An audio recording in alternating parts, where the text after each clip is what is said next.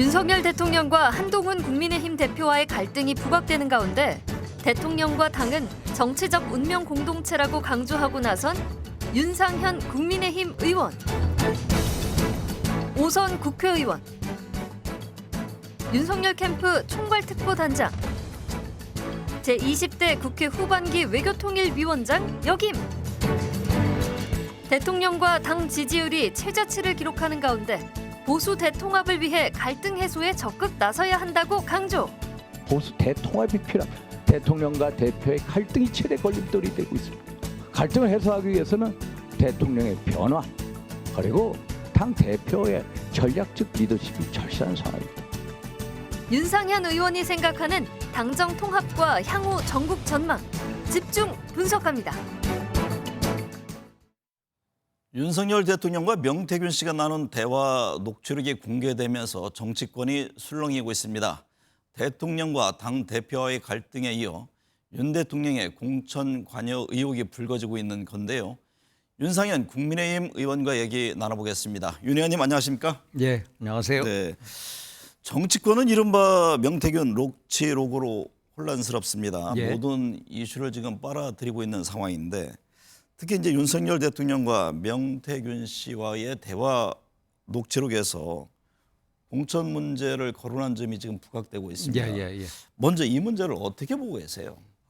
사실 이게 이 녹취록의 국정 운영의 최대 블랙홀이 돼버렸습니다. 네. 왜냐하면은 지금 민주당 입장에서 물 만난 고기 같은 심정입니다. 왜? 어떻게든 대통령의 임기를 단축시키고 탄핵을 하든 하야를 시켜야 되는데 왜 11월 15일 날 11월 25일 이재명 대표에 대한 1심 선고가 나오죠. 네. 유죄 가능성이 대단히 높습니다. 그러면 2027년 3월 차기 대선 때까지 기다릴 수가 없어요. 기다릴 수가 없으니까 어떻게든 빨리 하야를 시키든지 조기 개헌을 하든지 이래야 되거든요. 네. 그런데 공천 개입 프레임, 공천에 관해서 녹취록이 나오니까 네. 이걸 가지고 탄핵으로 엮기 위한 소위 말해서 선거법 위반 아니냐. 공천 개입 프레임으로 몰고 가는 거죠. 네. 그러니까 탄핵 빌드업의 한 과정인데 이것은 사실관계하고 많이 다르다. 이런 네. 말씀을 계속 드려왔습니다. 네. 어쨌든 녹취록에 공천 관련한 언급이 있었고 예. 민주당이 공개한 2022년 5월 9일 녹취록에는 윤 의원도 거론됐습니다. 예. 윤 의원은 당시 국민의힘 재보궐 공천관리위원장을 맡았는데요. 공천 관련 사안을 윤 대통령에게 보고한 적이 없다고 예, 밝혔습니다. 예. 근데 당시 공관위원이 11명인데 그렇다면 그중에 누군가가 보고했을 가능성은 없을까요? 근데 사실 그 녹취록에 보면 17조짜리 아닙니까? 공관위에서 들고 왔던데 아니 세상에 공천관리위원장이 대통령 당선인한테 자료를 가져갈 수가 없습니다. 이것은 100% 말이 안 되는 얘기고요. 네. 저하고 같이 있던 분들이 한 10분의 공관위원들이 있는데 그분들도 가져갔으라고 상상을 못합니다. 네. 역대로요. 아무리 우리가 공천이 있다고 하더라도 이런 얘기 들어보셨습니까? 공관위에서 대통령한테 서류를 가져왔다는 얘기 처음 듣죠. 네. 정말로 누구든지 이런 오해받을 행동을 할 수가 없고요. 상식적으로 말이 안 된다. 네. 이것은 있을 수 없는 일이다. 제가 보기에는 일종의 이 대통령의 쇼업하는 그런 느낌. 네. 그래서 요 구절뿐만 아니라 전체적인 문맥을 보고 이 워딩이 어떤 맥락에서 나온 건지를 살펴봐야 한다. 네. 이런 말씀을 꼭 드리고 싶어요. 그래서 네. 두 분 간의 녹취가 뭐 어떤 내용이든지 간에 공천은 제의 관장하에 전적으로 공관위에서 이루어졌습니다. 공관위에서 한마디로 공정한 공천의 기준, 원칙을 가지고 이루어졌고요. 네. 두 분의 대화는 공관위에서 벌어진 상황하고 전혀 관계가 없다. 네. 이 말씀을 꼭 드리고 싶습니다. 당시 김건희 여사나 윤 예. 대통령으로부터 공천 관련해서 전화를 받은 바도 아니 없나요? 전화 받은 적이 없고요. 예를 들어서 대통령이든 대통령 부인이든 대통령 할아버지든 누가 전화해도요. 네. 제가 공천관리위원장 한두 번도 해본 것도 아니고 누가 전화해도 대통령 할아버지가 전화해도 전혀 흔들리지 않습니다. 네. 우리는 공정한 원칙과 기준에 따라서 하고요. 그리고 제가 공천관리위원장 했을 때 공천받은 사람들 이렇게 한 예를 들어서 공천을 하지 않습니까? 승률이 얼마냐? 한 70% 넘습니다. 김영선 전 의원 같은 경우에도 이분 공천했을 때 몇 퍼센트 얻었냐? 63% 얻었습니다. 네. 이렇게 공천을 해서 승리를 할 수 있던 배경에는 공천 원칙이 있는 겁니다. 당 기여도가 어떠냐, 대선 기여도가 어떠냐, 정체성 어떠냐, 경쟁력 어떠냐 이런 여러 가지 포인트를 두고 그거에 대해서 초점 맞춰서 한다. 이 네. 말씀을 꼭 드리고 싶습니다. 보고한 바 없고 전화를 받은 적도 없다. 예, 예, 없습니다. 이런 말씀이시군요. 민주당은 추가 예. 녹취록 공개 가능성을 열어놓고 있습니다. 그 상황인 만큼 대통령이 직접 나서서 국민들의 이해를 구해야 하는 것 아니냐 이런 목소리가 지금 여권 안에서도 나옵니다. 이 문제는 어떻게 그래서 풀어야 합니까? 결국은 이 문제를 가장 잘 아시는 분이 대통령이지 않습니까? 네. 그래서 어느 정도 이 문제에 대해서 일단 되는 시점에 대통령이 아마 이 문제에 대해서 입장 표명이 있을 거라 이렇게 보고 있습니다. 네, 야권에서는 특검 수사의 필요성을 강조합니다. 검찰 수사라든가 특검 등을 통해서 신속히 규명할 필요는 없을까요? 아니요, 특검이라는 게 역대 특검한 경우를 보십시오. 특검은 중대 범죄일 때, 네, 또 수사가 제대로 안 됐을 때, 소위 말해서 특검이라는 것을 통해서 하면요, 국비가 한 100억 가까이 됩니다. 김건희 특검법 하는데 소위 말해서 국비가 95억 원이 들어갑니다. 네, 그래서 특검이라는 것은 지금 당장 할 상황이 아니고요. 수사를 통해서 이 사건에 대해서 얼개를 다 한 다음에 도저히 이게 말이 안 된다 할 때 특검론이 네. 나올 수 있겠죠. 지금은 아니다라는 네. 말씀을 드립니다. 홍준표 대구시장은 예. 탄핵 전야 대자비를 보는 것 같다라고 밝힌 바 있습니다. 예. 윤 대통령이 당시 이제 당선인 신분인 점을 들어서 이게 선거법 위반 사유가 되느냐 안 되느냐 논란이 있는데요. 이 점에 대해서는 어떤 견해신지요? 그래서 일단 선거법 이거에 대해서 민당 자꾸 얽어매려고 하는데 선거법과는 상관이 없다라는 네. 말씀, 사실관계하고 전혀 다른 일종의 쇼오프다 이렇게 보고요. 홍준표 시장이 얘기한 2016년도 박근혜 대통령 탄핵의 어떤 데자비, 소위 말해서 기시감이 든다. 저도 그런 기시감이 듭니다. 네. 기시감이 드는 이유 중에 하나는 야권의 이 공세, 탄핵의 공세가 어제부터 이미 소위 말해서 김건희 여사 탄핵 집회로부터 시작이 됐고요. 네. 이분들 입장에서는 이재명의 민주당, 이재명 일극체제 아닙니까? 어떻게든 이재명 대표를 대통령 만들어야 됩니다. 네. 정말 누구도 감히 덤벨 수가 없죠. 그런데 지금 이재명 대표에 대한 소위 말해서 4개 재판, 7개 소위 말해서 사건에 대해서 11개 혐의에 대해서 지금 이 재판이 진행이 되고 있죠. 11월 15일 날 공직선거법 1심 재판 선고 나오죠. 네. 또 11월 25일 의중교사 의혹이 나오죠. 분명히 이것은 법적으로 보면은 당연히 유죄가 됩니다. 유죄가 되면은 대법원에서 형이 확정이 되면 어떻게 됩니까? 2027년 3월 전에 만약에 형이 확정이 되면은 어떻게 됩니까? 이재명 대표가 대통령 선거에 나올 수가 없습니다. 그 어떻게든 탄핵을 시키든 조기 개헌을 통해서 네. 하야를 시키든 이런 상황이라는 거. 그런데 2016년 상황하고 이 기시감이 든다는 얘기는 뭐냐면은 그 당시에 왜 박근혜 대통령이 탄핵이 됐습니까?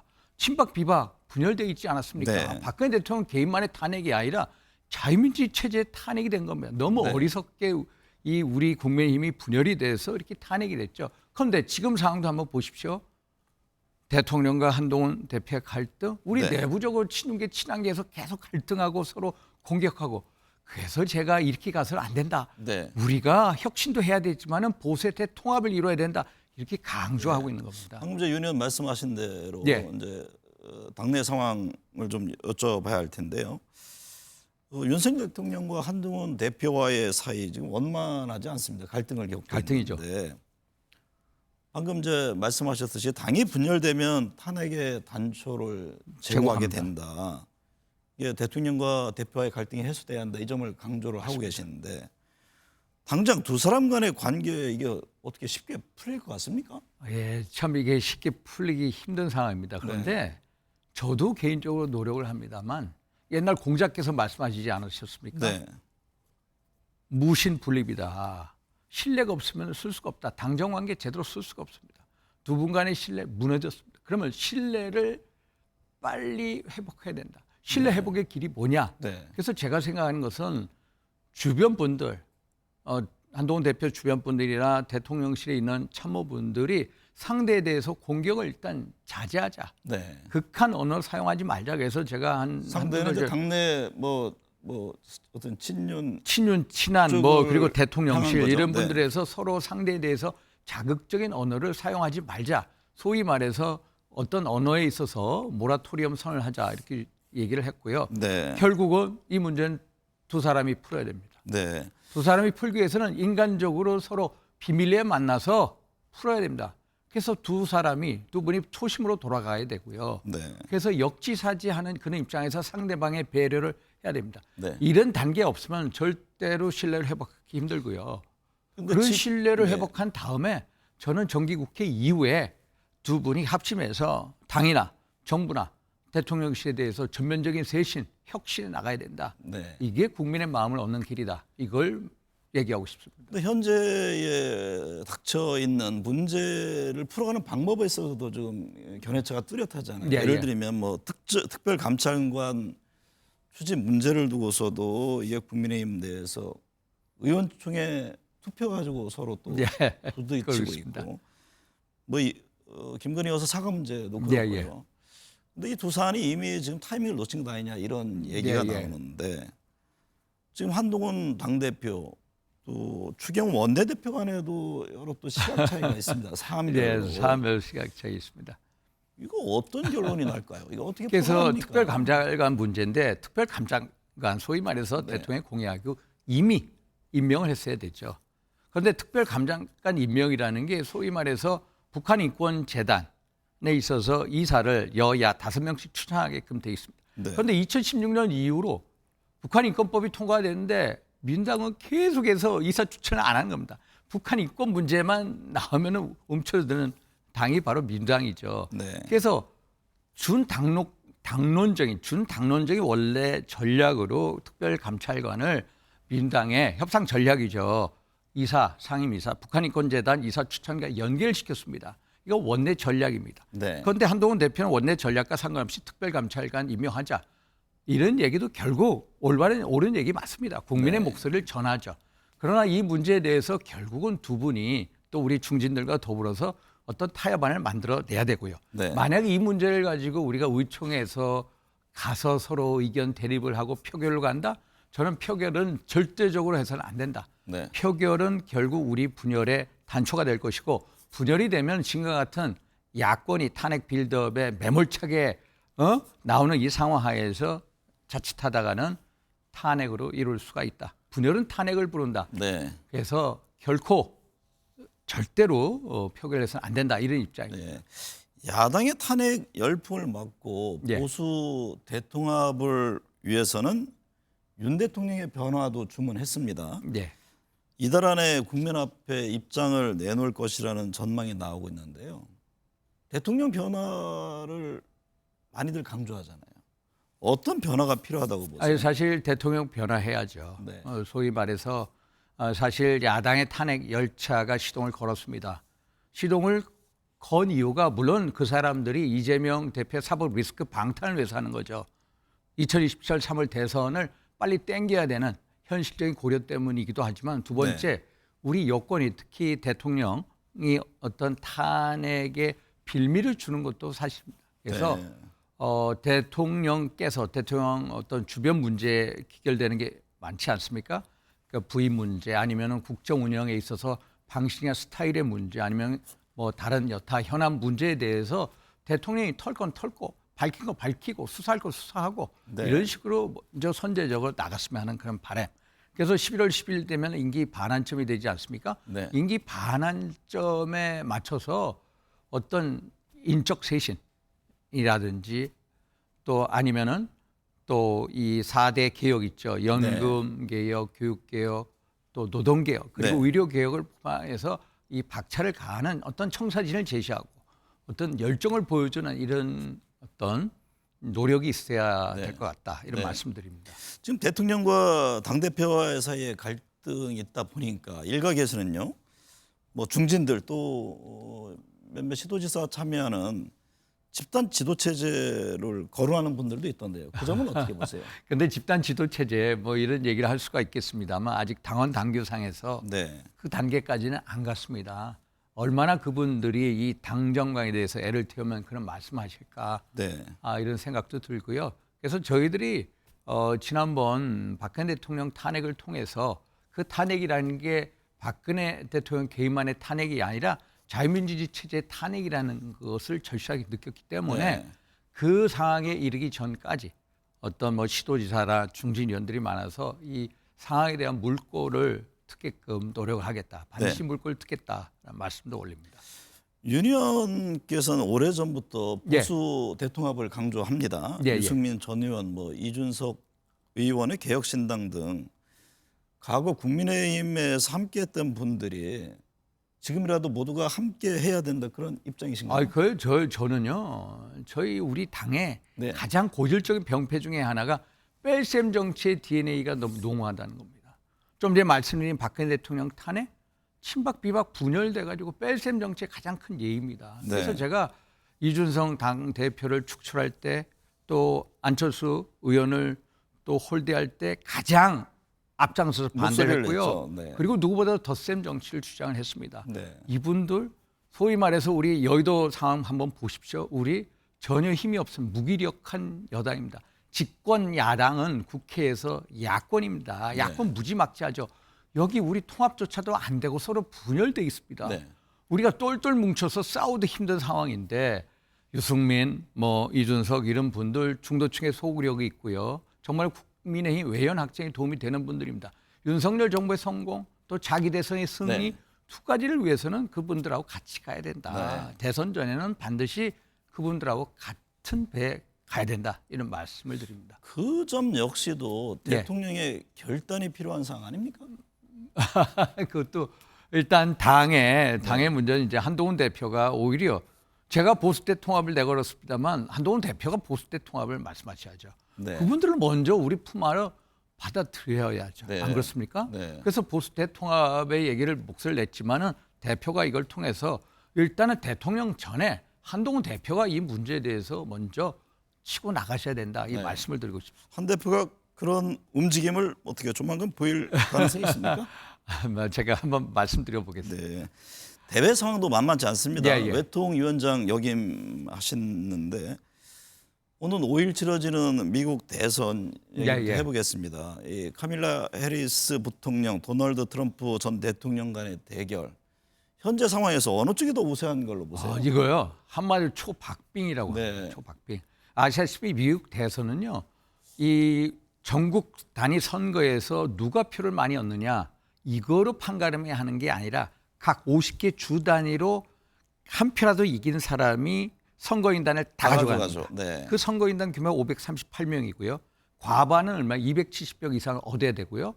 2016년도 같은 경우에는 트럼프가 힐러리 클린턴 민당 후보한테 300만 표 가까이 줬습니다. 네. 근데 주 단위 선거에서 이겨서 선거인단을 많이 가져서 이겼거든요. 근데 네. 지금 가장 중요하게 보는 게 뭐냐면 7개 스윙 스테이트 경합주라고 합니다. 북부 지역의 러스트벨트 이제 세락한 공업 지역이죠. 네. 펜실베니아, 미시간, 위스콘신 3개 주죠.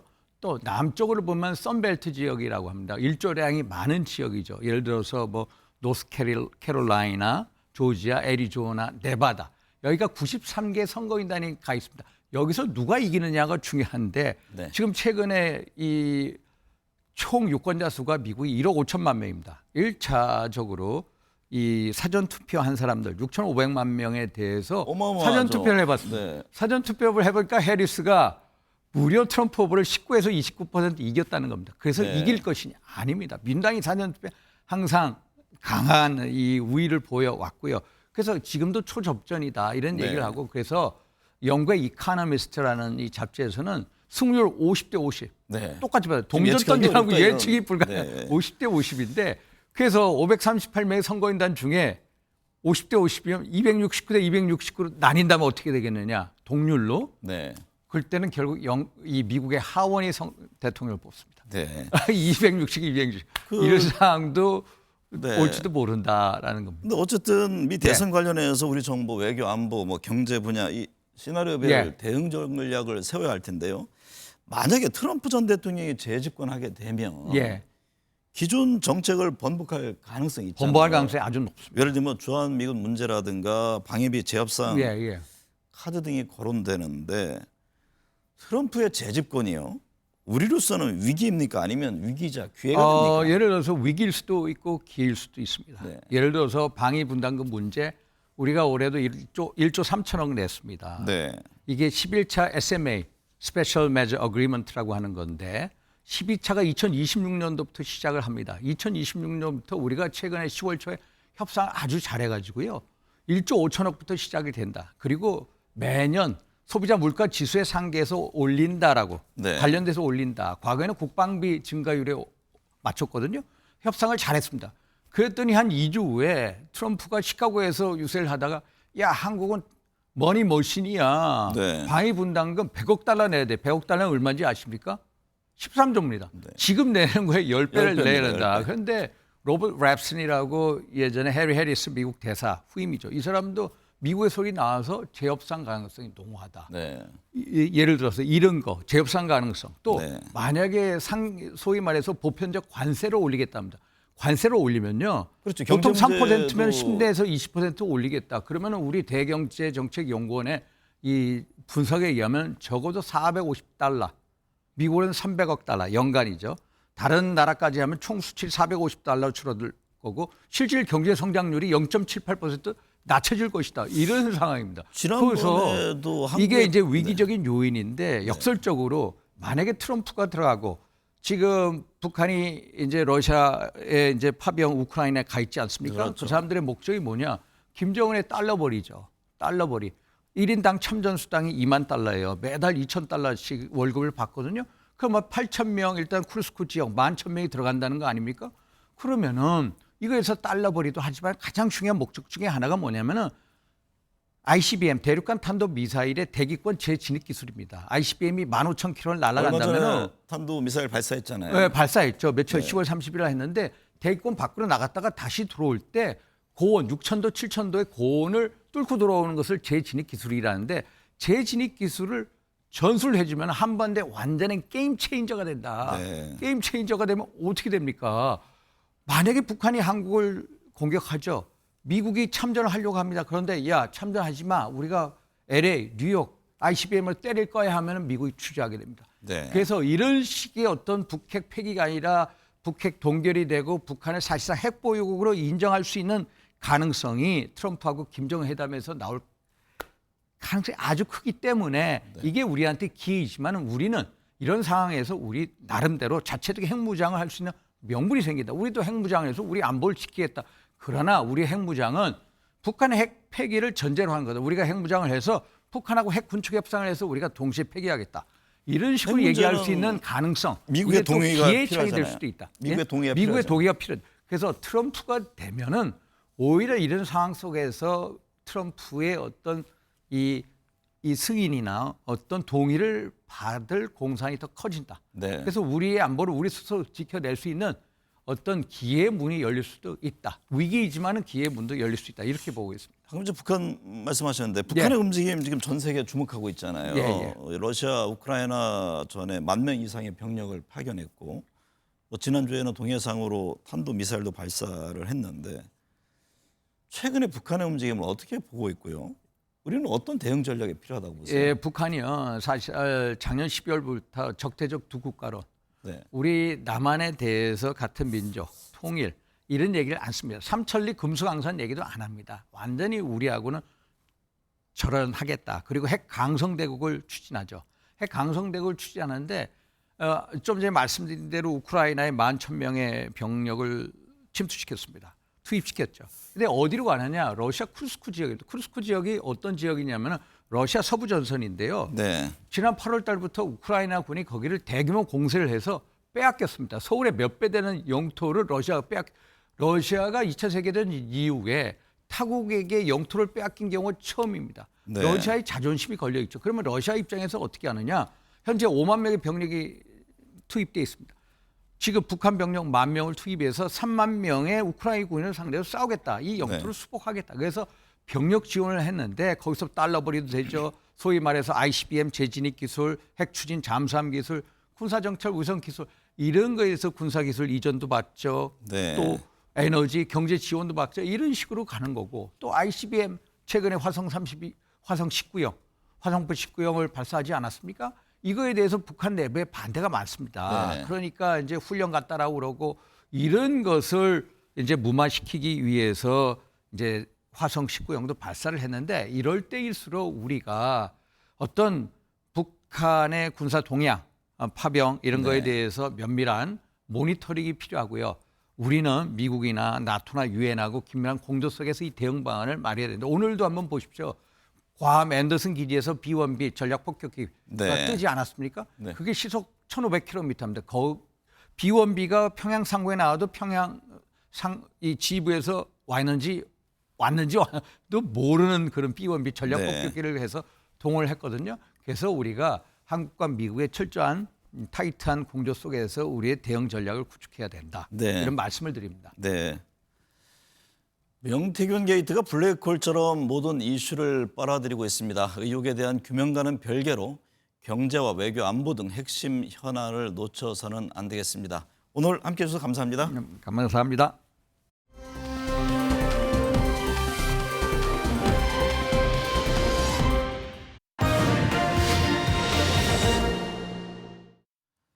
네, 정치권 현안 짚어보겠습니다. 정호김 전 새누리당 의원, 박진영 민주연구원 부원장 나오셨습니다. 두 분 어서 오십시오.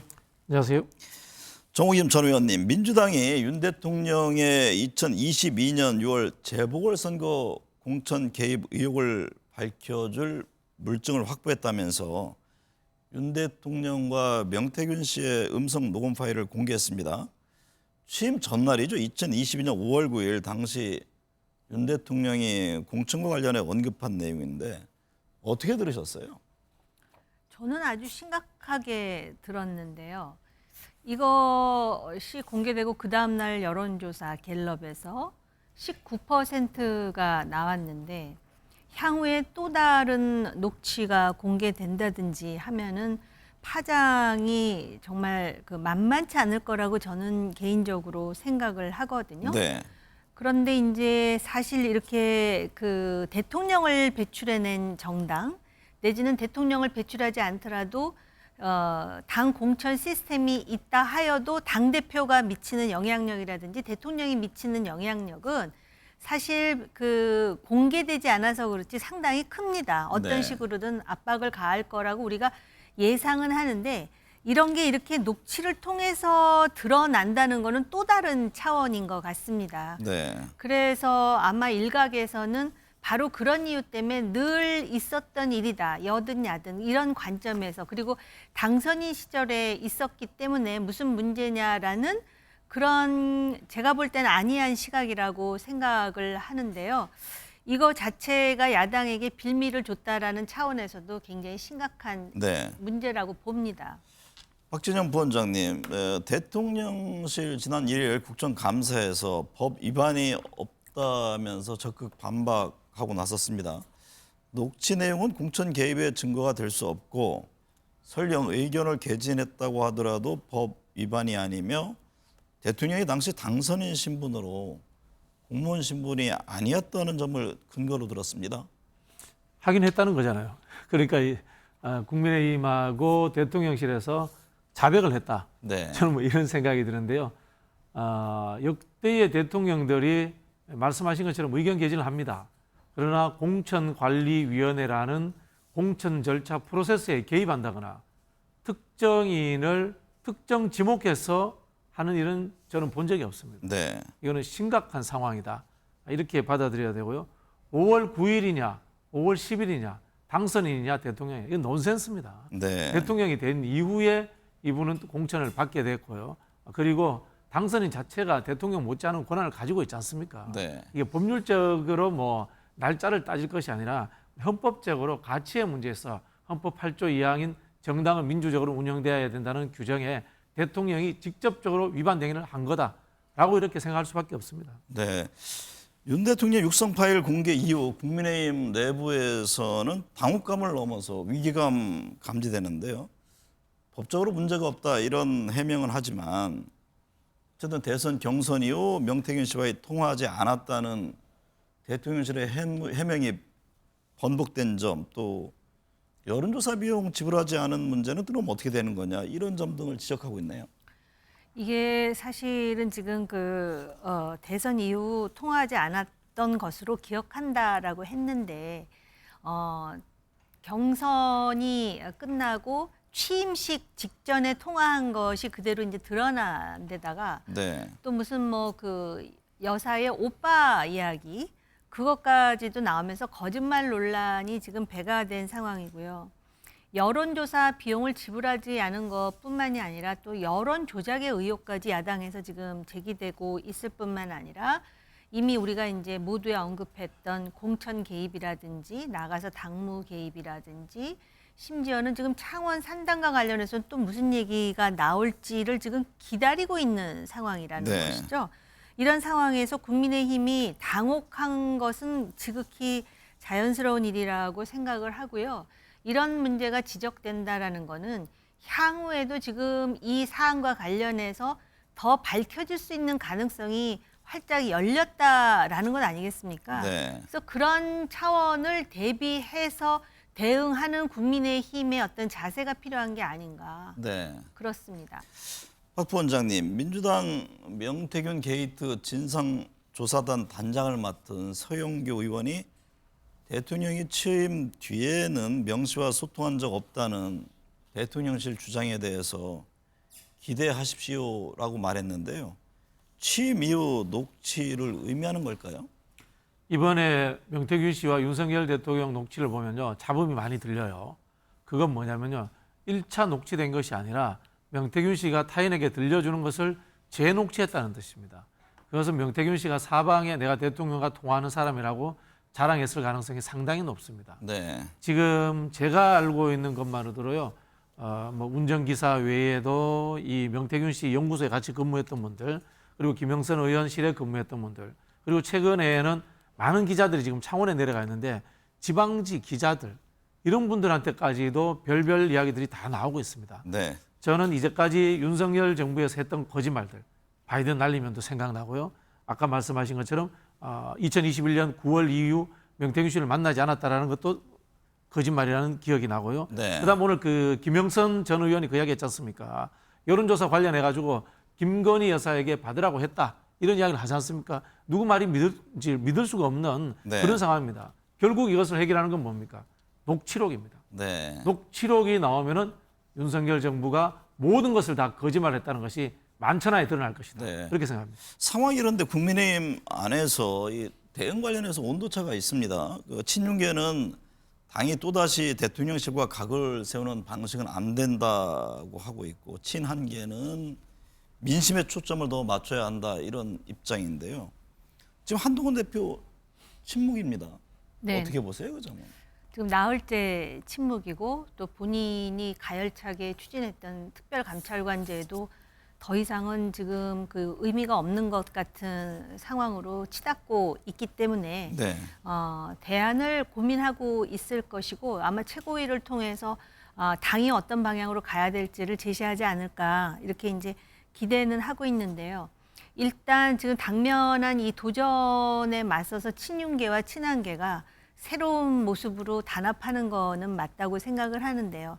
제가 여기서 한 가지는 꼭 지적하고 싶은데 이 친윤계라고 하는 분들이 또다시 대통령실과 각을 세우는 방식은 안 된다 그랬잖아요. 네. 지금 정책을 가지고 각을 세우는 것도 아니고 이념을 가지고 각을 세우는 것도 아니고 명태균이라는 사람과 관계된 대통령과 여사 문제가 불거진 상황에서 무슨 소리를 하는 것인지 이렇게 상황 파악이 안 되는지 오히려 제가 되묻고 싶고요. 네. 좀 아픈 얘기를 하자면 벌써 8년이나 됐습니다. 2016년에 박근혜 대통령 탄핵할 때 그때 친박계라는 사람들이 있었어요. 네.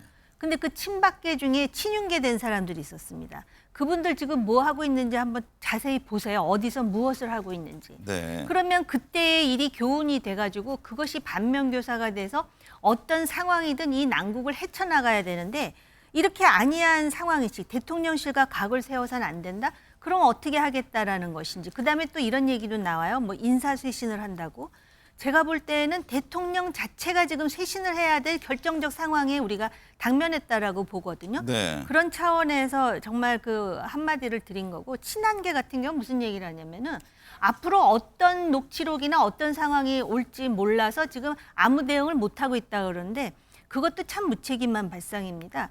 이미 뭐 라디오라든지 유튜브를 통해서 명태균과 관련한 여러 가지 증언이 나왔어요. 그건 경고음이거든요. 네. 그러면 사전에 진상이 무엇인지, 그럼 어떻게 대응할 것인지에 대한 보관이 나와야 이게 정당다운 것 아니겠습니까? 네. 일단은 한동훈 대표의 어깨가 무거울 것 같습니다. 특별감찰관이라든가 김건희 여사 사과 문제 이미 시기를 놓친 것 아니냐 이런 얘기가 나오는데 어떤 선택을 할까요, 한 대표? 그렇죠. 지금 대통령 녹취록이 직접 나왔다는 것은 네. 대통령에 의한 선거 개입 의혹, 국정농단 의혹으로 번지고 있는 상황입니다. 지금 상황에서 저는 이 한동훈 대표가 여당이라는 생각을 좀 버릴 때가 되지 않았나 이런 생각이 듭니다. 네. 사실 정당이라는 것이 한편으로 보면 국회의 영역이기 때문에 국회는 행정부를 견제하고 감시하고 그런 역할을 해야 됩니다. 지금 대통령실이 행정부의 역할인데 여기에서 지금 무너지고 있고 비리 의혹이 있고 범죄 의혹이 있고 이렇다면 오히려 파헤치자라는 이야기를 해야 되는 것이 아닌가 네. 그런 생각이 들고요. 저는 정리하자면은 대통령실은 진실을 밝혀라. 그리고 김건희 여사는 수사를 받아라. 라는 이야기를 하는 것이 저는 한동훈 대표의 공식 입장이 되어야 된다는 생각이 들고요.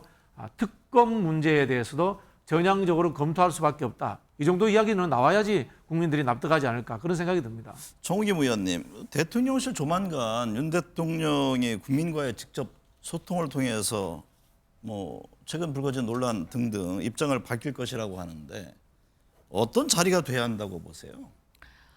그 명태균이라는 사람과 관련해서 지금 많은 의혹이 제기되고 있고, 심지어는 지금 민주당에 의해서 녹취록이 공개가 됐는데 민주당의 전략이 무엇인지는 이미 들여다보이는 것 아니겠습니까?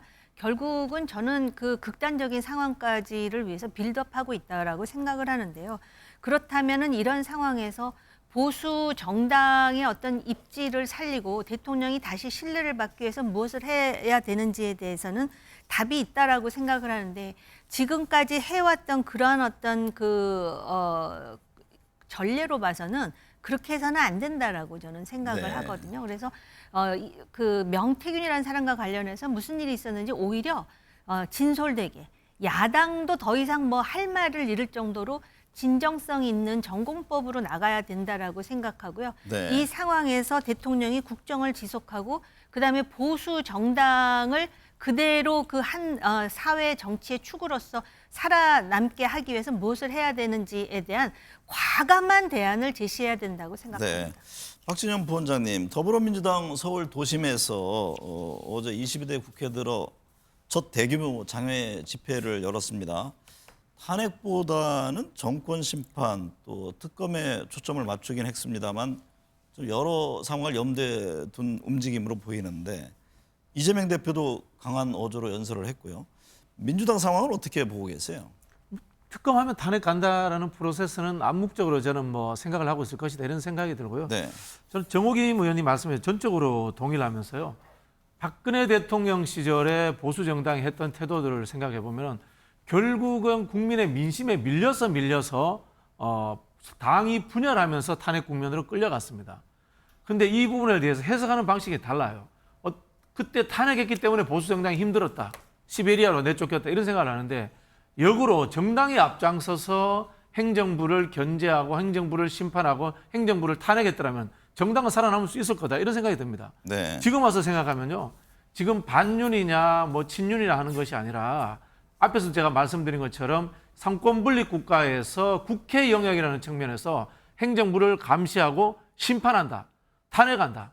또는 윤석열 대통령과 우리는 갈라선다라는 생각을 조기에 한다면은 저는 오히려 2016년도에 박근혜 정부와 함께 공멸했던 그 당시 정당이 아닌 새로운 보수 정당으로 갈 수 있는 길이 열릴 것이다라는 새로운 이야기를 한번 드리고 싶습니다.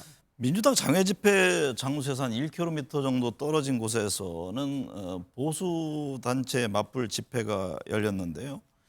국민의힘 1심 선고를 앞둔 이재명 대표 비난에 초점을 맞추고 있는데 현재 국민의힘 대응은 어떻게 보고 계세요? 그 이재명 대표의 1심 선고가 이제 얼마 남지 않았습니다. 네. 그 15일 그리고 25일을 기다리고 있는데요. 그래서 아마 민주당은 그렇게 생각할 것 같아요. 이재명 대표를 위한 최고의 방탄은 결국은 탄핵으로 가는 것이다라는 계산을 하고 있을지도 몰라요. 그러면은 국민의힘으로서는 결국은 그렇게 해서 민주당과 이재명 대표에게 빌미를 주지 않기 위해서는 어떤 역발상이 필요한가를 생각해야 된다고 봅니다. 어떻게 보면은 그 지지자들 중에 그 맞불 집회를 하는 사람들도 절박한 마음으로 했을 거예요. 박근혜 대통령 당시에도 태극기 부대라는 게 있지 않았습니까? 네. 근데 결과론적으로 보면은 그렇다면은 그 결국은 지금 어떤 사람들은 당이 지금 친한계하고 친윤계가 똘똘 뭉치면 이 난국을 피할 수 있다라고 생각을 하는 사람들도 있고요. 또 한쪽에서는 이미 여론이 지금 그 보여주고 있잖아요. 심지어는 대구 경북에서도 대통령 지지도가 19%도 안 되는 상황이란 말이죠. 네. 그럼 이런 상황에서 오히려 보수 정당이 어떤 태도를 취해야 되느냐. 그게 살아남는 방법인데 오히려 지금 마치도 친한과 친윤이 분리돼 가지고 지금 이렇게 규탄 집회가 열리는 걸로 지금 이야기하고자 하는 사람들인데 그게 아니잖아요. 네. 그럼 친한과 친윤을 분열시키기 위해서 명태균이라는 그런 변수가 등장한 게 아니지 않습니까? 그래서 제가 볼 때는 지금 말씀하신 대로 일단 추경호 대표와 한동훈 대표가 일단 둘이 그 만나가지고 이 난국을 헤쳐나가기 위해서 진상이 무엇인지 대통령실 밝혀라. 네. 그리고 이게 보수 정당이 잘못한 건 아니지 않습니까? 어찌됐든 간에. 그래서 진실을 민주당보다 앞서 발표하는 식으로 해서 모든 것에 대한 그 주도권을 국민의힘이 갖는다라는 모습을 보여주지 않으면 찔끔찔끔 대응하다가 나중에 어떤 상황으로 몰아칠지 모르겠어요. 박 부원장님, 탄핵을 전면에 내세우는 대신 대통령 임기를 2년 단축하는 개헌 추진 움직임도 있던데요. 이제 역풍 가능성 또 절차가 더딘 탄핵보다는 개헌이 현실적인 대책이라는 주장이 당내에서 나오고 있다고 하는데 탄핵 대신 거론되는 개헌 문제는 어떻게 보세요? 좀 일부 의원들이 그런 이야기를 하고 있는데요. 뭐 대신은 아닌 것 같고요. 제가 봤을 때 투트랙으로 진행되시는 것이 아닌가라는 생각을 합니다. 네. 개인적인 의견으로 탄핵이 역풍이 분다는 이야기는 동의하기 어렵고요. 이미 국민의 여론이라든가 사실 박근혜 대통령 탄핵 때보다도 더 많은 지금 사건 사고들이 터지고 있습니다. 그런 부분에서 그 당시 박근혜 대통령 때는 극소수 최순실을 비롯한 극소수의 이 국정농단이었다면 이번에는 광범위하게 비선도 아니고 네. 실제로 대통령실에서 여사가 주축이 되어서 국가를 운영하는데 개입되고 있기 때문에 이건 국가가 무너집니다. 네. 국민들이 굉장히 위기의식을 미루어져 있기 때문에 저는 여기서 뭐 역풍이 분다는 생각은 전혀 하지 않고 있고요. 다만 개헌의 문제는 혹시나 헌법재판소에서 대통령 탄핵이 기각됐을 때 어떻게 할 것인가 네. 라는 측면에서 개헌 절차를 이야기하는 것 같은데요. 저는 개인적으로 적절치 않다고 봅니다. 네. 결국은 정면 돌파는 대통령이 위법한 사항이 있고 국정농단이 있다면 국회가 가지는 권능으로서 탄핵을 하는 것이 맞고요. 그것이 나중에 제도적으로 막혔을 때 개헌 카드를 그때 가서 만져도 저는 늦지 않다 그런 생각입니다. 앞서도 언급을 하셨습니다만 윤 대통령 국정 지지율이 지금 19%를 기록하면서 취임 이후 역대 최저치를 보여주고 있는데요. 보수의 텃밭이라고 할 수 있는 대구 경북에서 처음으로 10%대로 떨어졌습니다. 현재 대통령 지지율이 알려주는 상황 뭐라고 보세요? 대구 경북이라는 지역은 그 이쪽 우파 진영에서는 성지라고 불릴 정도로 그러니까 민주당의 호남과 비견되는 그러한 정말 어떨 때는 맹목적인 지지까지도 보여주는 지역이었습니다. 그런데 이것이 19%인 전체 지지도에서 1%가 빠지는 18%가 나왔다라는 것에 대해서 오히려 대통령과 국민의힘이 엄중하게 상황 인식을 해야 된다라고 생각을 하고요.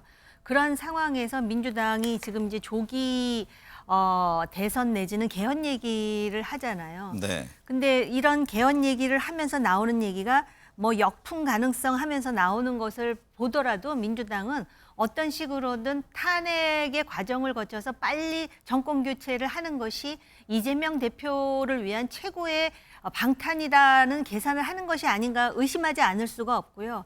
그렇기 때문에 이 국민의힘에서도 지금 그러면은 특감도 안 된다, 특검도 안 된다, 아무것도 안 된다라고 했을 때의 그 여론을 어떻게 그러면은 견뎌낼 것인가. 네. 그럼 2년 후에 지방선거는 어떻게 할 것이며 그 이후에 대선에서는 어떻게 하려고 하는 것인가. 마치도 8년 전에 탄핵이 소위 친박계가 아닌 사람들이 배신을 해서 박근혜 대통령이 탄핵됐다고 하는데 그때의 여론에 대해서 그 친박계가 아닌 사람들이 반응하지 않을 수가 없었던 거거든요. 네. 그런 차원에서 그러면은 국민의힘으로서는 어떤 카드를 제시할 것인가. 여기 보면은 개헌 발언에 대해서 조기 대선을 하려는 꼼수라 그랬는데요. 민주당이 생각하는 개헌은 2025년인 것 같아요. 2025년 개헌을 해서 대통령 내려오라고 하는 주장 자체가 지금 대통령을 빨리 탄핵시키겠다라는 것에 다름 아닙니다. 정말 개헌의 진정성이 있다면 총선이라든지 지방선거까지 염두해서 숫자를 맞춰야 되잖아요. 대통령 선거가 지금 5년에 한 번씩 하고 총선과 지방선거가 4년에 한 번씩 하다 보니까 불일치가 나타났다면 오히려 개헌을 해서 대통령 임기를 2026년까지 하는 게 맞지 않습니까? 1년 임기 단축 말씀하시는 거죠? 그러니까 1년 임기 단축을 하지 말고 오히려 그러면은 2026년까지 하는 개헌이라는 합리적인 대안을 가지고 국민을 설득하지 않고 지금 민주당도 너무 조급하게 군다라는 것이고 국민의힘으로서는 이 명태균 이슈가 여기서 끝나는 거라면 모르겠는데 앞으로 계속해서 뭔가가 녹취가 나오고 더 치명적인 상황이 나왔을 때에 어떤 식으로 국민들에게 호소하고 잘못을 성찰하고 대안을 제시할 것인지 오히려 그런 방향으로 나가야 되는 게 아닌가. 8년 전에 트라우마가 있기 때문에 저는 쉽게 그 탄핵에 응할 거라고는 보지 않습니다. 대통령실은 부족한 점을 채우기 위해 노력하겠다고 밝혔습니다. 근데 뭐가 부족하다고 구체적으로 이야기하지는 않았는데요. 대통령부터 바뀌어야 한다는 목소리가 큰데 어떤 변화 기대할 수 있을까요? 사실 변화 기대하지 않습니다. 기대하지도 않을 뿐더러요. 솔직히 말씀드리면은 공사 구별도 안 되고 그다음에 이 인문사회학적 교양으로서 국가 제도를 이해하는 부분에서 떨어지기 때문에 앞으로 잘할 가능성이 없다고 생각합니다. 저는 더 극단적으로 지금 대통령 역할을 하고 있습니다만은 검찰총장과 같은 고위공직자 역할도 어떻게 하셨나라고 의심이 들 정도입니다. 그런 부분에서 저는 국민의힘도 빨리 좀 여기에 대해서 포기 또는 이 사고의 전환을 이루어야 된다고 생각하는데요. 윤석열 대통령은 제가 보기엔 보수도 안 해요. 그냥 정치적인 철학이라든가 가치관 또는 국가 비전 이런 것을 이해하기에는 그런 학습이 전혀 안 된 분이에요. 네. 그런 부분에서 저는 빨리 이 정당과 국회 영역에 오랫동안 정치하신 분들이 이 국면을 정리하고 뭐 말씀하신 것처럼 저는 오히려 국민의힘 쪽에서 이 제왕적 대통령제의 마감을 알리는 뭐 개헌론을 준비해도 되고요. 그런 부분에서 좀 완벽하게 그 대한민국의 대전환을 이룰 수 있는 준비를 하는 것이 차라리 국민의힘이 해야 될 일이 아닌가 이런 생각이 듭니다. 네. 오늘 두 분 말씀 감사합니다.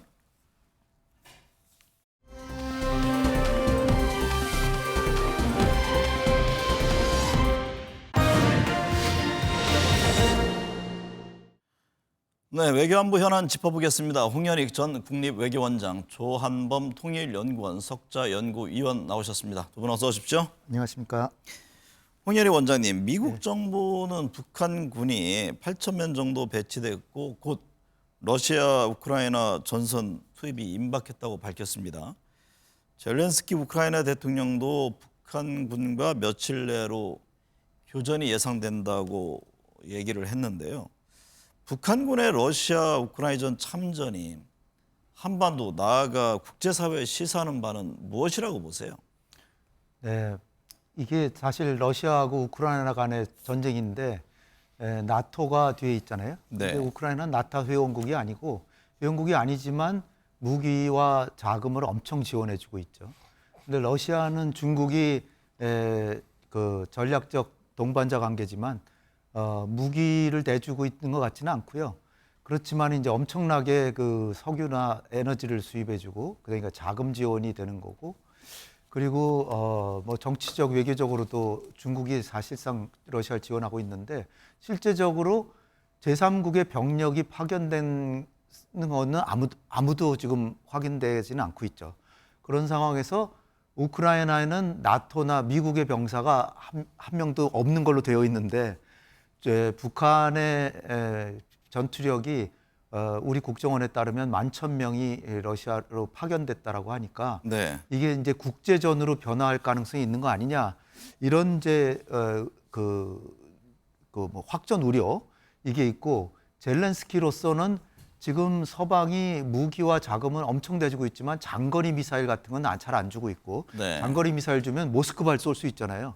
그러면 이게 러시아가 또 가만히 있겠습니까? 핵을 수천 개 갖고 있는 러시아가.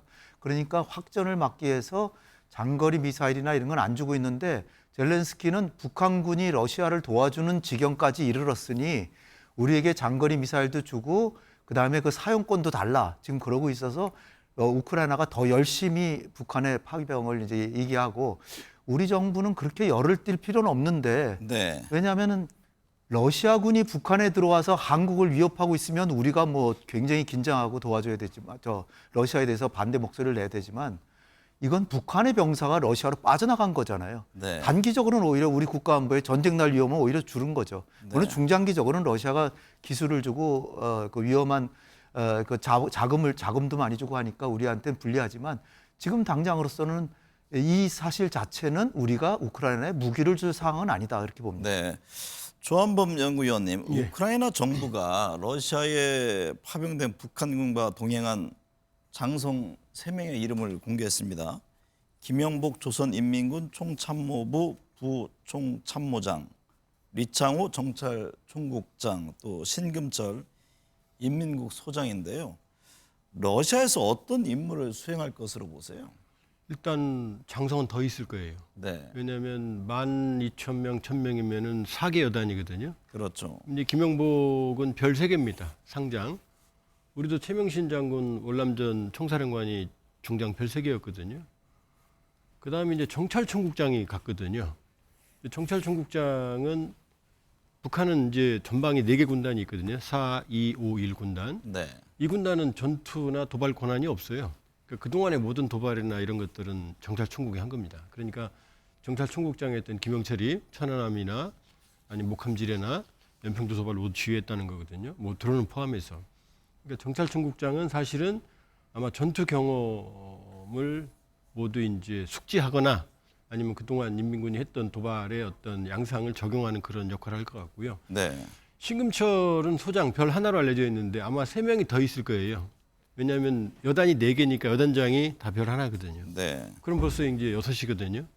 근데 여기에 아마 최소한 한 명은 더 갑니다. 왜냐하면은 인민군은 총정치국이라는 데가 총참모 합참을 감시하는 기구거든요. 네, 여기도 장성이 갈 거거든요. 네. 그러니까 최소 7명이 갔을 거다. 네. 그리고 저 정도 규모로 봤을 때 만일의 전투의 원이라면 유감스럽지만 11,000이나 12,000에서 안 끝난다. 왜냐하면 러시아가 지금 러우 전쟁에서 하루 병력 손실이 1,200명이거든요. 그럼 12,000명이면 열흘이면 소진됩니다. 인민군만 쓴다면. 그리고 지금 나오는 얘기가 인민군 장비가 소총, 그다음에 60mm 박격포거든요. 네. 이게 다 휴대가 가능해요. 경보병이거든요. 그게 맞다면 폭풍군단의 경보병 여단이 갔을 텐데 경보병 여단은 이 산악 지역에 특화되어 있고 유럽과 같은 평원에 특화되지 않습니다. 중장비가 없어요. 네, 지금 이 러우 전쟁은 중장비 전쟁이거든요. 탱크, 장갑차, 야포. 이게 이제 누가 많이 소모를 하느냐가 전장을 좌우하거든요. 그렇게 보면 인민군이 만일에 저 상태로 전투에 단독 작전에 투입되면 막대한 희생이 있을 거고 그런 끊임없는 보충병이 필요할 거다. 이렇게 볼 수 있어요. 네. 홍 원장님, 북한 최선희 외무상이 러시아 군대와 인민이 푸틴 대통령 밑에서 반드시 승리할 거라고 강조했습니다. 북한이 이번 파병에서 노리는 건 뭐라고 보세요? 북한이 노리는 건 뭐 너무나 많죠. 무엇보다도 러시아로부터의 이제 지원으로 기대할 수 있는 게 북핵 문제에 대한 유엔의 제재를 막아주는 거. 네, 그 다음에 병사 파병으로 1인당 엄청난 그 자금을 받기 때문에 북한의 경제난을 탈피할 수 있죠. 그 다음에 이제 현대전에 뭐 경험도 뭐 얻을 수 있고, 물론 많이 죽을 거라고 생각하면은 과연 추가 파병까지 할 수는 있을까 이렇게 생각이 되지만, 그렇지만 하여튼 전쟁에서 얻는 경험이 있잖아요. 그것도 네. 상당하고. 그 다음에 이제 미국의 전문가들이 주로 많이 얘기하는 뭐 미사일 기술이라든지 위성 기술이라든지 뭐 다탄두 기술 이런 것들을 여간해서는 안 주는데 군대까지 보내서 우리가 목숨까지 바치고 그러는데 이건 줘야 되는 거 아니냐 이렇게 얻을 수도 있잖아요. 네, 그러니까 뭐 김정은으로서는 자기의 뭐 국가 전략상의 많은 고민들을 다 풀어낼 수 있고 러시아하고 가까운 걸 보여줌으로써 중국도 좀 더 많이 지원해라고 압박할 수도 있고 얼마나 좋습니까? 네. 조한범 위원님, 김용현 국방부 장관은 북한의 러시아 파병에 대해서 우크라이나에 단계적 지원을 할 거라고 이야기했는데요. 이에 대해서 논란이 있습니다. 어떤 지원을 염두에 두는 걸까요? 또 한편에서는 북한 포로 신문하거나 귀순시킬 경우 이게 또 다른 남북 대리전이 되는 것 아니냐 이런 지적도 나오잖아요. 근데 모든 가능성을 열어놔야 되고요. 네. 월남전에 우리가 파병을 했을 때 64년부터 73년까지 32만 명 파병했거든요. 비둘기 부대부터 시작해서 명호, 백마, 청룡까지. 그때 북한도 조종사를 파견했어요. 네. 전투기 조종사들을. 그리고 약 100여 명의 심리전 부대를 파견을 해서 심리전을 했고 일부 한국군 포로도 데려갔다는 게 거의 정설이거든요. 그러나 지금은 그때와는 좀 다르다. 그때는 냉전기였고 현재까지는 우크라이나와 우리와는 연락체계는 필요합니다. 네. 왜냐하면 인민군이라는 우리와 당면한 그런 현재로서는 거의 주적이 같으니까. 그러나 지금 단계에서 뭐 나오는 어디까지 뭐 파병이다, 살상무기다 그런 얘기 나올 이유가 없죠. 왜냐하면 네. 만일에 파병이나 살상무기가 지원이 되면 인민군과 직접적인 간접적인 교전이 되거든요. 네. 그럼 우크라이나 러우 전쟁이 한반도로 전이가 되거든요. 그러니까 지금은 러우 전쟁의 양상 인민군의 역할을 면밀히 모니터링하고 주시하는 단계고, 네. 그리고 비살상 무기 지원, 인도적 지원을 해왔으니까요.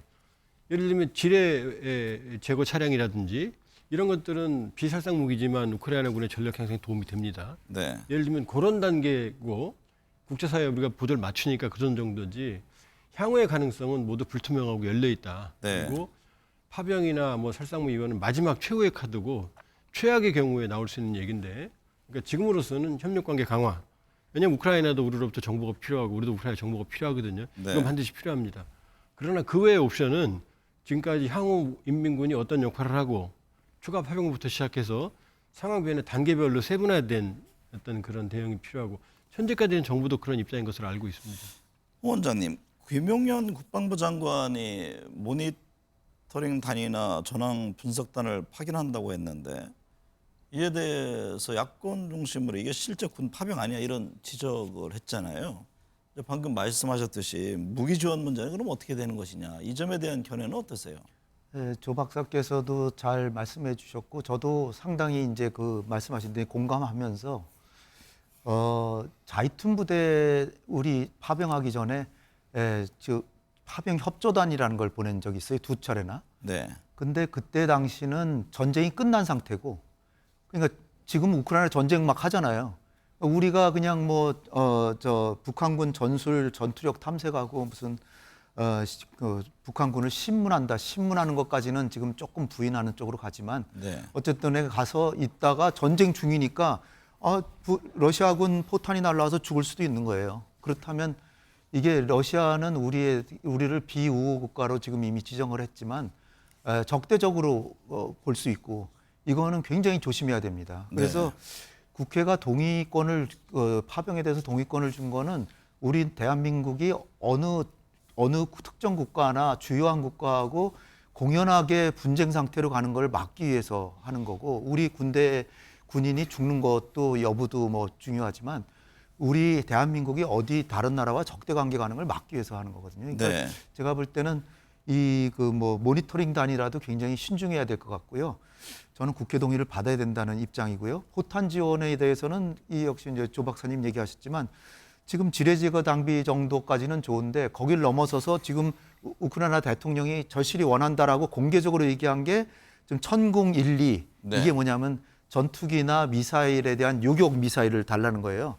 근데 이거는 우리가 요격하니까 방어용 무기라고 생각하지만 러시아 전투기가 오는데 한국의 무기로 방어를 하다가 러시아 조종사가 죽을 거 아니에요. 네. 그러면 러시아는 한국을 적으로 간주할 수밖에 없죠. 이것도 방어용 무기라지만 조심해야 되는 거고, 마지막으로 뭐 155mm 포탄이라든지 휴대용 전차 미사일 K9 자주포, 뭐 K2 전차 뭐 이런 것 뭐 생각으로는 줄 수 있지만 그렇게 되면 한국이 러시아의 이제 적대국이 되는 거니까, 그렇게 되면은 뭐 북핵 문제는 물론이고 북한의 급변 사태가 났을 때나 평화 통일 다 포기한다는 거나 마찬가지거든요. 네.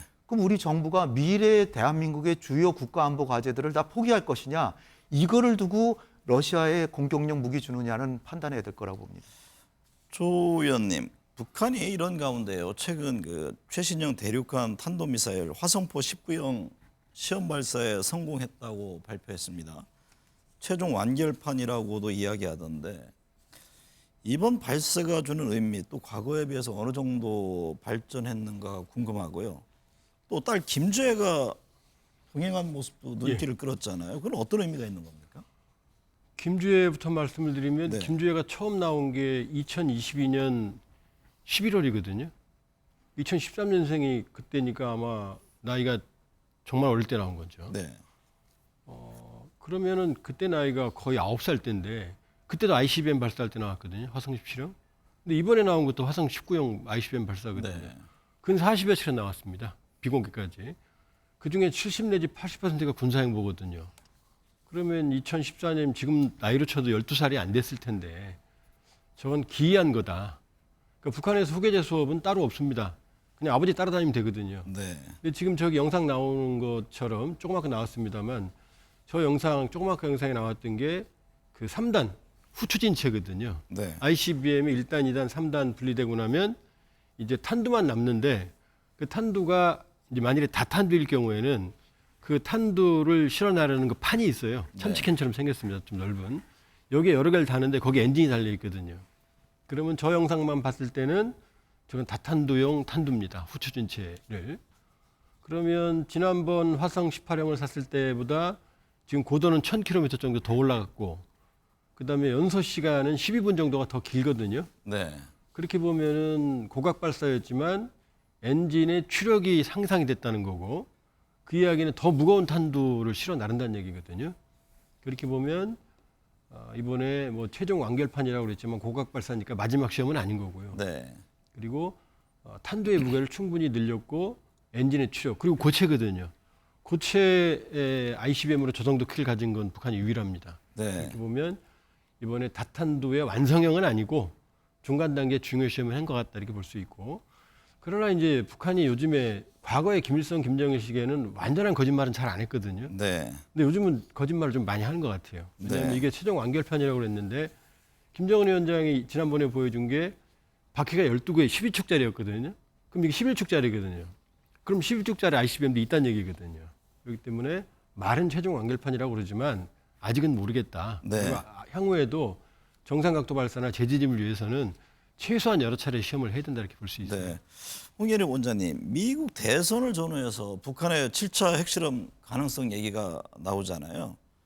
김정은 국무위원장의 결단만 남을 정도로 준비가 거의 다 이루어졌다 이런 진단인데 북한의 7차 핵실험 도발 강행할까요? 지금 김정은 머릿속에는 트럼프가 되기를 간절히 바라니까요. 네. 대선 전에 쏴가지고 트럼프를 도와주고 싶은 마음도 있겠지만 그럴 경우에 가장 두려워하는 건 아마 중국이 너무나도 지금 반감을 갖고 있기 때문에 중국은 지금 북한의 파병에 대해서도 야 이건 뭐 그들이 알아서 할 문제지 뭐 우리는 정보를 갖고 있지 않다는 얘기를 이렇게 하는 걸로 봐서는 굉장히 떨떠름한 그런 그 태도를 갖고 있죠. 그러니까 중국의 눈치를 사실 안 볼 수가 없는 게 북한이 식량이 그렇게 부족해도 굶어 죽는 사람 많이 안 나오는 게 상당량을 수십만 톤을 주고 있을 가능성이 크거든요. 네. 그리고 생색도 내지 않고 주는 게 중국의 특징이에요. 우리나라 과거에 5만 톤 주고도 우리는 민주국가니까 다 공개할 수밖에 없는데 중국은 공개하지 않고도 준단 말이죠. 그러니까 그걸 막아주는 게 중국인데 사실 한중 관계가 더 좋아져서 중국이 좀 더 북한을 통제하는데 좀 더 협조해줬으면 하는 그런 네. 바람을 갖고 있습니다. 이 대선 잠깐 짚어보겠습니다. 홍 원장님, 뭐 여전히 이제 며칠 안 남았는데 박빙이라는 거잖아요. 근데 사전 투표율이 역대 최고를 기록했습니다. 이게 높은 사전 투표율은 어느 후보에게 유리할까요? 높은 투표율은 무조건 민주당한테 유리하죠. 네. 네, 그거는 분명하고 지금 역대 투표율 중에서 코로나 때 그때 제외하고는 지금 제일 높은 투표율이 사전 투표율이 나와서 네. 그런데다가 지금 ABC 뉴스나 뉴욕 타임스 조사에 따르면 그 사전 투표한 사람들의 출구 조사라기보다 여론 조사를 했더니 네. 사전 투표한 사람 중에서 15% 이상이 해리스가 더 높아요. 네. 그러니까 그것만 보면 해리스가 사전 투표만 보면 무조건 해리스가 당선이 되죠. 그런데 오늘 나온 뉴스는 아이오와주라고 하는 공화당이 계속 앞선 주인데 거기서도 해리스가 더 높게 나온 이례적인 지금 결과가 나왔는데 네.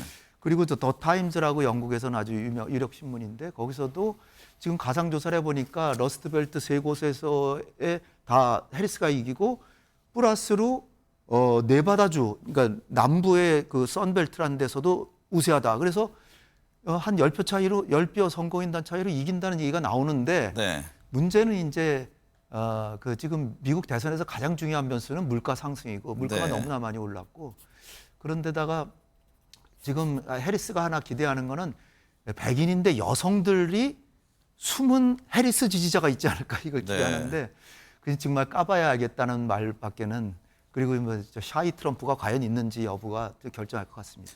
조한범 연구위원께서는 미 대선 어떤 전망을 하고 계세요? 예, 요즘은 참 말 조심해야 됩니다. 네. 왜냐하면 이게 많은 변수가 예를 들면 과거 여론조사 방식대로 했으면 해리스가 상당히 높게 나올 거예요. 네. 근데 이제 미국 여론조사도 하도 이제 많이 틀려서 문매를 맞다 보니까 정밀도를 높이기 위해서 샤이 트럼프를 찾아내는 기법을 많이 발전시켰어요. 네. 그래서 아마 옛날에 비해서 트럼프의 지지율이 비교적 정확하게 나오는 건 맞거든요. 그리고 이제 해리스 사전 투표율을 뭐 압도적이지만 근데 문제는 바이든 때보다는 낮아요. 네. 그러니까 그리고 또 이제 그 홍 원장님 말씀하시면 여러 면에서 해리스 쪽에 유리한 부분들이 있는 것 같은데 그런데 지금 나오는 저게 맞는 것 같습니다. 박빙. 네. 그리고 뭐 최근에 뭐 말실수 뭐 이런 거 제가 보기에 그게 크게 영향을 미칠 것 같지는 않고요. 중요한 건 2개 싸움인 것 같아요. 하나는 세계 정세가 불안정하니까 네.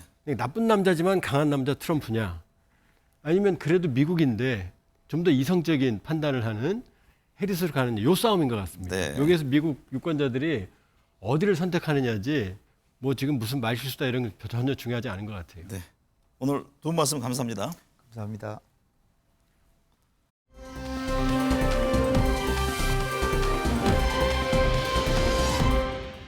정권 창출의 절반 이상의 지분을 가졌다고 생각할 겁니다. 김건희 여사와 관련한 물음에 윤석열 정권 창출의 핵심 인사가 내놓은 답변입니다. 그 순간 이해 못할 상황에 대한 퍼즐이 조금씩 맞춰져 갔습니다. 헌법 1조 1항 대한민국은 민주공화국이다. 2항 대한민국의 주권은 국민에게 있고 모든 권력은 국민으로부터 나온다. 대통령의 국정 지지도가 취임 30개월 만에 10%대로 떨어진 혼란 상황입니다. 명태균 게이트 등 위기 극복의 출발은 선거를 통해 대표자가 된 대통령의 모든 행위는 주권자인 국민으로부터 위임받은 권력을 한정적으로 행사하는 것에 불과하다는 헌법 조항에 대한 이해에서부터 시작돼야 할 듯 싶습니다. 시청해주신 여러분 감사합니다.